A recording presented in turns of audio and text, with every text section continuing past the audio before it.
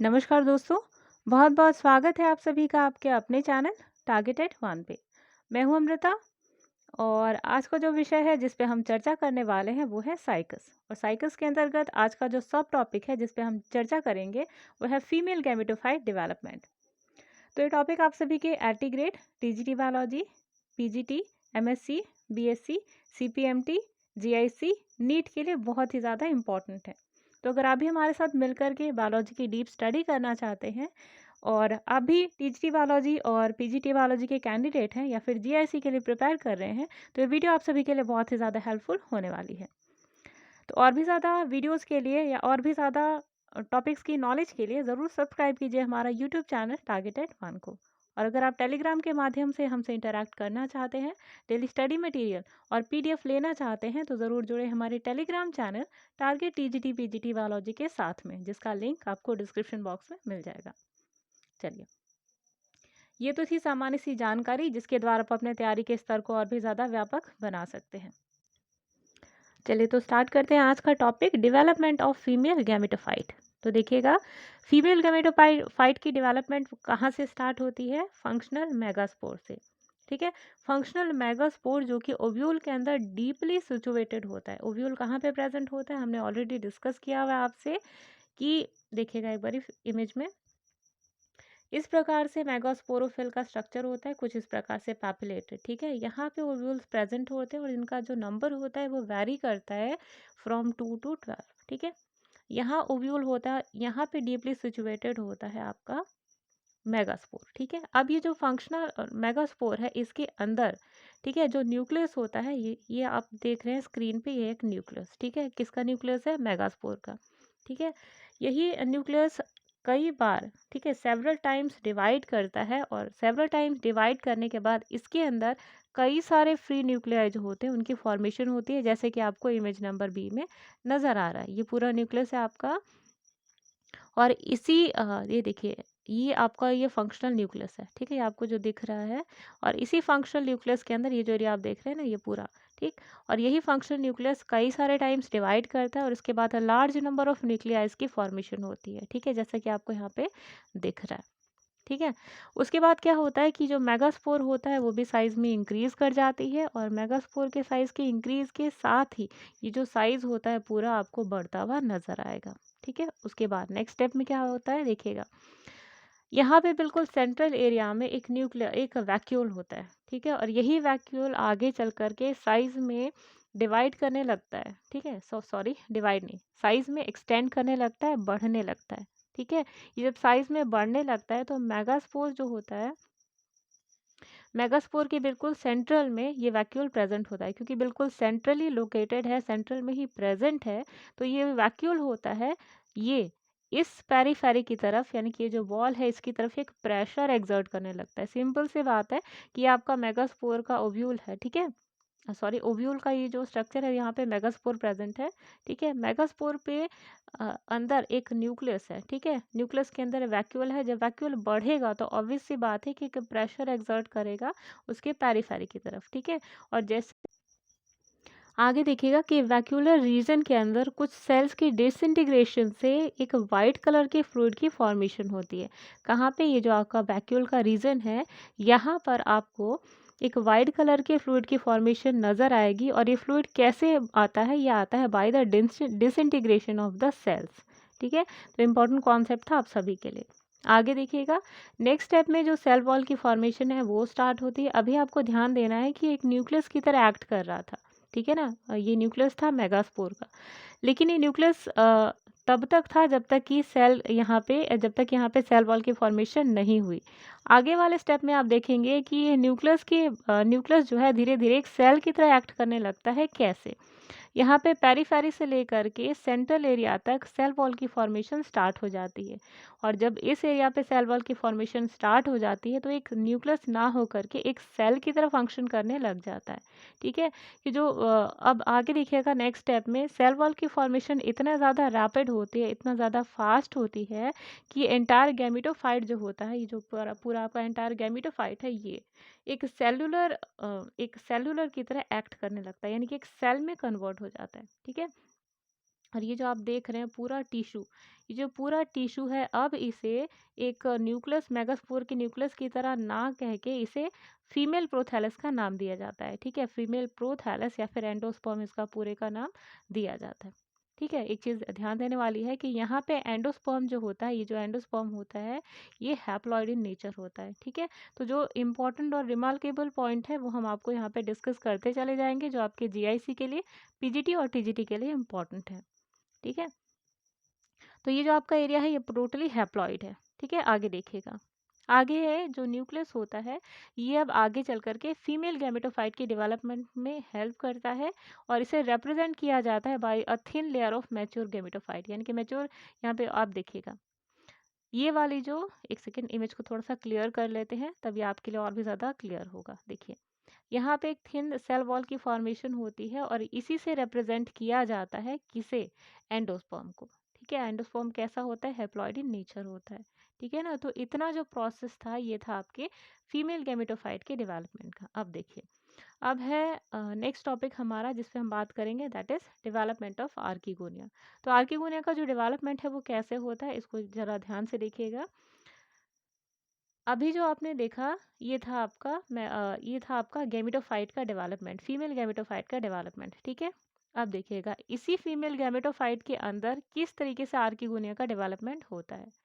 सबसे पहले स्टेप में क्या होता है कि ये जो सारी सेल्स होती हैं फीमेल गैमेटोफाइट की, इनमें से एक सिंगल सेल जो कि माइक्रोपाइल रीजन की तरफ होती है। माइक्रोपाइल रीजन क्या होता है, ये आपको व्यूल है, तो ये है आपका चैलेजा और ये है आपका माइक्रोपाइल रीजन। ठीक है, तो इसी माइक्रोपाइलिक रीजन के ऊपर एक सिंगल सेल जो होती है वो आर्किगोनियल इनिशियल की तरह फंक्शन करने लगती है। आर्किगोनियल इनिशियल मतलब होता है कि आर्किगोनिया का डेवलपमेंट जिस सिंगल सेल से स्टार्ट होता है वो उसकी शुरुआती सेल होती है, और इसीलिए इसे आर्किगोनियल इनिशियल नाम दिया जाता है। ठीक है, तो यही आर्किगोनियल इनिशियल की तरह फंक्शन करने लगती है, और यही आर्किगोनियल इनिशियल आगे चल करके पेरिक्लाइनली दो पार्ट्स में डिवाइड करती है। ठीक है, आपने देखा ये पेरिक्लाइनली दो पार्ट्स में डिवाइड किया इस सेल ने इस तरीके से। ठीक है, अब ये जो अपर सेक्शन है इस सेल का, इसे प्राइमरी नेक कैनाल सेल का नाम दिया गया। ठीक है, इसको क्या नाम दिया गया, प्राइमरी नेक कैनाल सेल। ठीक है, दूसरा ये जो लोअर मोस्ट रीजन है इसे सेंट्रल सेल का नाम दिया गया। ठीक है, जो आप देख रहे हैं डेवलपमेंट के बाद, ये जो अपर सेक्शन है ये है प्राइमरी नेक सेल, और जो लोअर सेक्शन है इसे कहा गया सेंट्रल सेल। ठीक है ना, तो दोनों के बीच में आपने देखा कि डेवलपमेंट कैसे हुई आर्किगोनियल इनिशियल में। ठीक है, अब ध्यान दीजिएगा, आगे चल करके यही प्राइमरी नेक सेल जो है ये और ज़्यादा डिवाइड करती है, और इसकी जो वेंट्रल वॉल है वहाँ से डिवीजन जो है, सॉरी, यहाँ से वर्टिकल जो डिवीजन है आपको नजर आएगी। पहले आपने देखा ऐसे पेरिक्लाइनल डिवीजन हुआ था, इसके बाद क्या होता है, ये जो आपकी प्राइमरी नेक कैनाल सेल है ये वाली, ये इस तरीके से वर्टिकली डिवाइड करती है। ठीक है, और वर्टिकल डिवीजन के बाद यहाँ पर पे फिर दो सेल्स की फॉर्मेशन होती है, यानी कि यही प्राइमरी नेक कैनाल सेल आगे चल करके दो नेक कैनाल सेल्स की फॉर्मेशन करते हैं। ठीक है, आई होप इतना क्लियर हुआ होगा आपके लिए। नेक्स्ट स्टेप में आप क्या देखेंगे कि यही सेल जो होती है नेक सेल्स आगे चल करके आर्किगोनियल नेक की फॉर्मेशन करती है। ठीक है, और जो सेंट्रल सेल होती है यानी कि ये वाली सेल, ठीक है, जो सेंट्रल सेल होती है आगे चल करके साइज में बहुत ही ज़्यादा डेवलप कर जाती है, यानी कि करीबन अपने साइज से 2-3 गुना साइज में बढ़ जाती है। ठीक है, जब साइज में बढ़ जाती है तो इसका जो न्यूक्लियस है वो डिवाइड करना स्टार्ट कर देता है।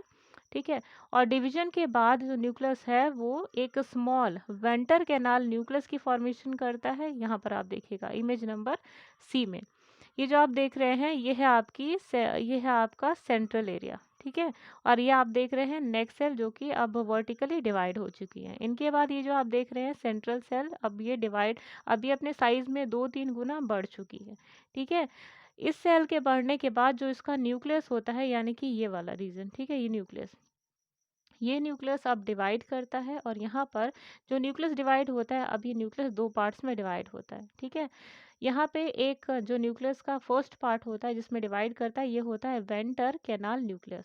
ठीक है, और जो दूसरा न्यूक्लियस का पार्ट होता है इसे एग न्यूक्लियस के नाम से जाना जाता है।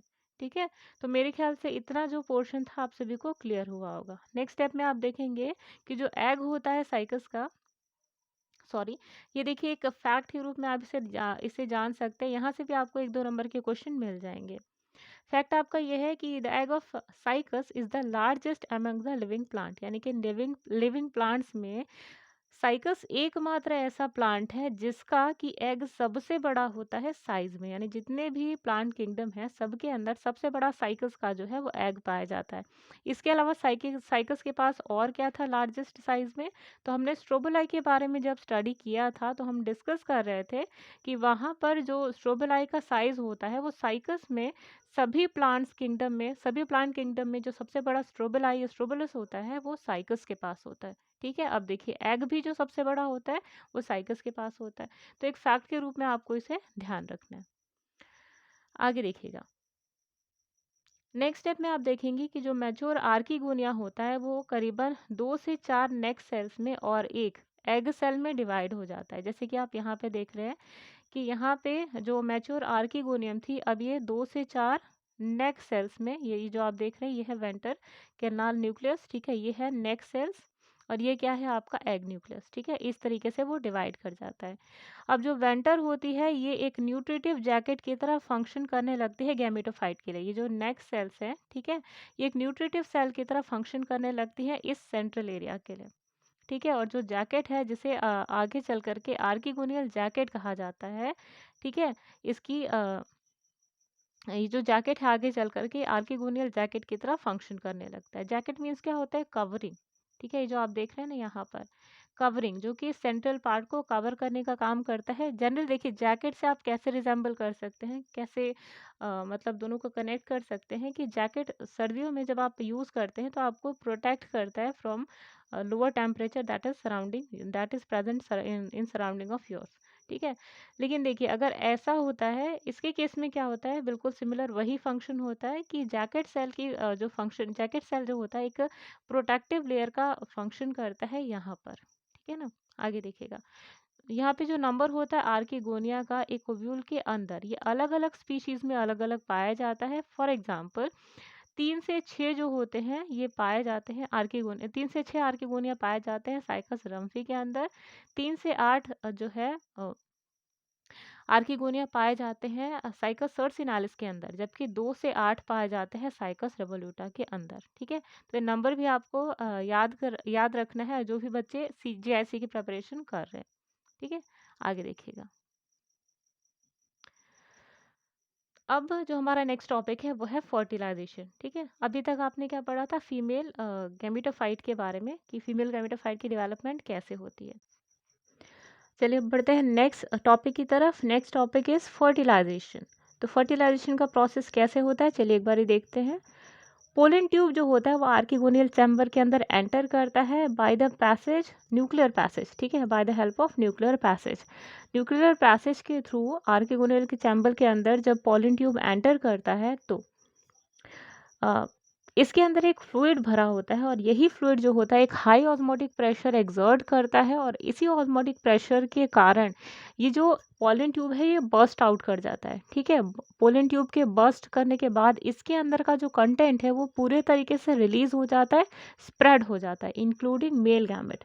यानी कि मेल गैमेट जो होता है जैसे ही ऑस्मोटिक प्रेशर के कारण, जो कि पोलन ट्यूब के अंदर जो ऑस्मोटिक प्रेशर फिल्ड है उस वो एक ऑस्मोटिक प्रेशर एक्सर्ट करता है और इसके कारण जो पोलन ट्यूब होता है वो फट जाता है, बर्स्ट आउट करता है और बर्स्ट आउट करने के बाद इसका जो कंटेंट है वो पूरे तरीके से स्प्रेड हो जाता है और मेल गैमेट भी यहाँ से जो है वो रिलीज हो जाता है। ठीक है, अब मेल गैमेट क्योंकि आर्किगोनियल चैम्बर के अंदर रिलीज हो चुका है तो रिलीजिंग के बाद क्या होता है, जो पोलन ट्यूब होता है वो फ्लासिड हो जाता है। ठीक है, यानी सिकुड़ जाता है। उसके बाद जो मेल गैमेट होता है ये नेक सेल के अंदर जो आर्किगोनिया होता है, ठीक है, नेक्स्ट सेल के कांटेक्ट में आता है और जिसमें ये वॉलेंटली स्टक, यानी कि वॉलेंटली अंदर की तरफ ये है वो खींच लिया जाता है। ठीक है, अब ध्यान दीजिएगा कि केवल एक गैमेट जो होता है एक बार में सिर्फ एक एग के साथ में फर्टिलाइजेशन कर सकता है, लेकिन कई बार जो है वो एक टाइम से ज़्यादा टाइम, मतलब एक स्पर्म के अलावा भी जो अदर स्पर्म है जब वो अंदर एंटर कर, सॉरी स्पर्म नहीं, स्पर्म आप इस केस में भी कह सकते हैं, एक जनरल सा एक टर्म है, देखिए पॉलीस्पर्मी। पॉलीस्पर्मी ये टर्म यूज़ किया जाता है जब एक से ज़्यादा स्पर्म जो होते हैं जो ओवम को फर्टिलाइज करते हैं, ठीक है। तो क्या होता है, जुड़वा बच्चों की फॉर्मेशन होती है। तो ये केस यहाँ पे भी आपको दिखाई देगा कि यहाँ पे जो फेनोमेनन होता है जहाँ पर एक से ज़्यादा मेल गैमेट जो होते हैं जो आर्किगोनियम के अंदर एंटर करते हैं, तो इसे पॉलीस्पर्मी के नाम से जाना जाता है, ठीक है ना। चलिए अपने टॉपिक पे आते हैं कि एक टाइम में सिर्फ एक मेल गैमेट जो होता है वो आर्किगोनिया के अंदर एंटर कर सकता है। तो यहाँ पे जब एंटर करता है वो आर्किगोनियल चैम्बर के अंदर, आर्किगोनिया के साथ में जब न्यूक्लियस का दोनों के इंटरैक्शन होता है, तो जो न्यूक्लियस होता है मेल गैमेट का वो फ्यूज़ करता है एग के साथ में, ठीक है। और उसके बाद ज़ाइगोट की फॉर्मेशन होती है, और zygote is always two n type. मैंने आपको पहले ही कहा था ज़ाइगोट हमेशा डाइकोट नहीं, डिप्लॉयड होता है, ठीक है। आगे देखिएगा कि इन केस ऑफ एक से ज़्यादा अगर मेल गैमेट एंटर करते हैं एग के पास में, तो क्या होता है, या तो डिसऑर्गेनाइज हो जाते हैं, ठीक है। और एक वाला जो है जो कि फंक्शनल है वो इंटरैक्ट करता है एग के साथ में, ठीक है। और एक से ज़्यादा अगर केस में नज़र आता है, एक से ज़्यादा अगर मेल गैमेट किसी कारणवश अगर इंटरैक्ट करते हैं आर्किगोनिया के साथ में, तो उसे पॉलीस्पर्मी जो है वो टर्म दिया जाता है। तो यहाँ पे जो टॉपिक था फर्टिलाइजेशन का ये ख़त्म हो चुका है। अगर इसके अलावा आपको कोई टॉपिक चाहिए जो कि आप साइकस के अंतर्गत पढ़ना चाहते हैं, तो आप कमेंट बॉक्स में लिख दीजिएगा। जो भी टर्म आपको नहीं समझ में आता है हम उसको 2 या 3 बार आपको एक्सप्लेन करने की पूरी कोशिश करेंगे। तो यहाँ पे ख़त्म होती है हमारी आज की वीडियो। उम्मीद है आज की वीडियो आपको क्लियरली समझ में आई होगी। अब नेक्स्ट वीडियो पे हम बात करेंगे जहाँ पर हम डिस्कस करेंगे पाइनस के स्ट्रक्चर के बारे में, उसकी सिस्टमैटिक पोजीशन के बारे में, ठीक है ना। चलिए, तो वीडियो ख़त्म करने से पहले एक बार 5 मिनट का रिवीजन कर लेते हैं। तो रिवीजन देखिए, फर्स्ट प्रोसेस से स्टार्ट करते हैं हम। गैमेटोफाइट का डेवलपमेंट होता है कैसे, यहाँ पे जो न्यूक्लियस होता है वो कई सारे टाइम्स डिवाइड करता है। डिवीजन के बाद कई सारे न्यूक्लियाई का फॉर्मेशन होता है। इस न्यूक्लियाई के सेंट्रल एरिया में वैक्यूल साइज़ में एक्सटेंड करता है, बढ़ता है साइज़ में बढ़ने से ये जो वैक्यूल जब ये साइज़ में एक्सटेंड करता है, बढ़ता है, तो ये पेरीफेरी की तरफ एक प्रेशर एक्सर्ट करता है। प्रेशर एक्सर्शन के कारण जो न्यूक्लियर रीजन की जो सेल्स है वो डिसइंटीग्रेट कर जाती है, तो एक वाइटिश फ्लूइड की फॉर्मेशन होती है, ठीक है। अब ये जो न्यूक्लियस है, क्योंकि ये है न्यूक्लियस, ये सेल नहीं है, लेकिन क्योंकि साइज़ में एक्सटेंड कर चुका होता है, तो यहाँ पर एक सेल वॉल की फॉर्मेशन नज़र आती है। सेल वॉल की फॉर्मेशन होती है फ्रॉम पेरीफेरी टू सेंटर, ठीक है। और अब ये जो न्यूक्लियस था अब एक सेल की तरह एक्ट करने लगता है, और इस सेल को नाम दिया जाता है फीमेल प्रोथैलस या फिर एंडोस्पर्म, ठीक है। अब ये जो एंडोस्पर्म होता है that is haploid in nature, ठीक है। उसके बाद देखिएगा टॉपिक डेवलपमेंट ऑफ आर्किगोनिया। तो आर्किगोनिया जो हमने अभी पढ़ा, एंडोस्पर्म या उसके अंदर का कोई एक सेल जो होता है वो सुपरफिशियली एक्ट करने लगता है, जिसे आर्किगोनियल इनिशियल नाम दिया जाता है। यही आर्किगोनियल इनिशियल दो टाइप्स की सेल में कन्वर्ट होती है। First is primary neck canal cell और लोअर इज सेंट्रल सेल। अब देखिएगा, प्राइमरी नेक कैनाल सेल दो टाइप्स में डिवाइड होती है, वर्टिकली दो पार्ट्स में डिवाइड होती है, और दोनों पार्ट्स को कहा जाता है नेक सेल, ठीक है। जबकि लोअर जो सेक्शन होता है उसे सेंट्रल सेल कहा जाता है। आगे चल कर के यही नेक कैनाल सेल जो होती है फर्दर डिवाइड करके वेंट्रल कैनाल सेल की फॉर्मेशन करती है, और जो सेंट्रल सेल है ये डिवाइड करके वेंट्रल कैनाल न्यूक्लियस और एग न्यूक्लियस की फॉर्मेशन करती है, ठीक है। आगे देखिएगा, यही जो आर्किगोनियल यहीं पर जो है वेंटर कैनाल न्यूक्लियस और एग न्यूक्लियस की फॉर्मेशन होती है। आगे चल कर के यही जो एग होता है सेंट्रल वाला उसकी तरह फंक्शन करता है, ठीक है। और यहाँ जो 2-4 नेक कैनाल सेल्स होती है ना, ये न्यूट्रिटिव सेल्स की तरह फंक्शन करती हैं, और जो न्यूट्रिशन चाहिए होता है एग के डेवलपमेंट के लिए इन्हें प्रोवाइड करने का काम करती है, ठीक है। आगे देखिएगा फर्टिलाइजेशन। तो जैसे ही पोलन ट्यूब जो होता है वो आर्किगोनियल चैम्बर में मूव करता है by the help of nuclear passage, इसके बाद उसके अंदर पोलन ट्यूब के अंदर जो फ्लूइड होता है वो एक ऑस्मोटिक प्रेशर एक्सर्ट करता है उसकी वॉल्स के ऊपर, जिसके कारण ये पोलन ट्यूब पूरे तरीके से बर्स्ट हो जाता है। बर्स्ट आउट होने के बाद जो पोलन ट्यूब के अंदर कंटेंट होता है वो स्प्रेड हो जाता है, रिलीज हो जाता है आर्किगोनियल चैम्बर के अंदर, और मेल गैमेट जो होता है अब रिलीज हो चुका है। यही रिलीज मेल गैमेट धीरे धीरे आर्किगोनियल चैम्बर के अंदर और अंतर मूव करता जाता है, ठीक है। और इसके बाद जो पॉली ट्यूब है वो फ्लासेड हो जाता है, ठीक। मेल गैमेट धीरे धीरे नेक कैनाल सेल के अंदर एंटर करने के बाद जो न्यूक्लियस होता है, यानी कि अब जो मेल गैमेट है वो आर्किगोनिया के साथ में फ्यूज़ करता है, ठीक है। और फ्यूजन के बाद मेल गैमेट और एग के फ्यूजन के बाद जाइगोट की फॉर्मेशन होती है, दैट इज़ 2n टाइप। और यहाँ पे एक मेल गैमेट्स केवल एक एग के साथ में फ्यूज़ करता है, ठीक है? और अगर किसी कारणवश 2 मेल गैमेट एंटर भी कर गए तो एक वाला डिसऑर्गेनाइज़ हो जाता है।